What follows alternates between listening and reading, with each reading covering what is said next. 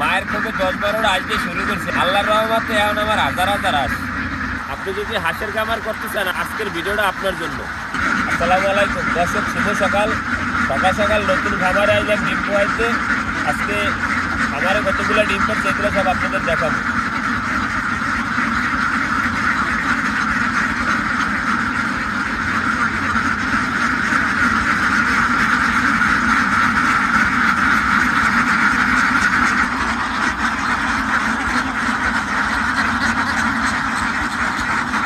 দর্শক, আমরা হাঁস এক জায়গায় যারা জায়গায় ট্রান্সফার করলে ওইটাতে ডিমের পার্সেন্টেজ 8-10 দিন 15 দিন কম খায়। আমার হাঁসে বর্তমানে অনেক ডিম কম পারে মাশাআল্লাহ, তারপর সমস্যা নাই। মার ক্ষোভের 10-12টা হাঁস দিয়ে আমি হাঁসের ব্যবসা শুরু করছি। মার 10টা-12টা হাঁস ছিল, এর লাগে হাঁস কিনতে কিনতে বাড়াইছি। এখন আমার হাজার হাজার হাঁস। যে আমার সফলতা সবকিছু একান্ত আমার মায়ের ভালোবাসা আর মায়ের দোয়া। ডিম উঠানো শেষ, হাঁসগুলো এখন মাঠে চড়াইতে নিয়ে যাবো, এই জন্য সাইডে দিতে আসি।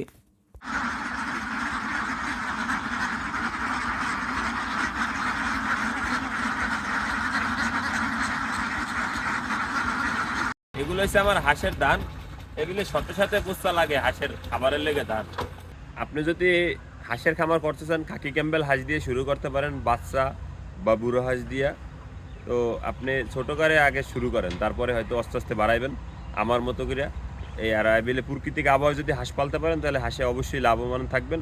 আমাদের যে এই যে সাইডে হাঁস পেলে এটা হাঁসের রোগ প্রতিরোধ ক্ষমতা ভালো থাকে, শরীর ভালো থাকে, হাঁসের ডিম পার্সেন্টেজ ভালো থাকে, খাবারের খরচা কম লাগে। বিভিন্ন দিকে আমরা আসলে মূলত এই যে এই এক জায়গা থেকে আরেক জায়গায় নিয়ে যাই, কারণ আমাদের সুযোগ সুবিধার কারণেই। হাঁস আমি যদি আটকাইয়া পালতে যাই তাহলে আমার যে পরিমাণ খাবার খাইবে ওই পরিমাণ কখনোই ডিম পারবে না। আর ওই যে আটকাইলে হাঁসের ডিমের মানে পার্সেন্টেজ কম থাকে, মাঠ থেকে প্রাকৃতিক খাবার পায়, এই জন্য খরচা আমাদের অনেক কম হয়। অল্প দিয়ে হাঁসের খামার শুরু করেন, তারপরে আস্তে আস্তে আস্তে আস্তে ধাপে ধাপে আপনি বাড়াইবেন। তাহলে আপনি বুঝতে যাবেন যে আপনার হাঁসের জন্য কী কী লাগবে কী লাগবে না, এগুলো সব আপনি বুঝতে পারবেন। তো আজকের ভিডিওটা আশা করি আপনাদের অনেক ভালো লাগবে। আজকে এই পর্যন্তই। সবাই ভালো থাকেন, সুস্থ থাকেন। আল্লাহ হাফেজ।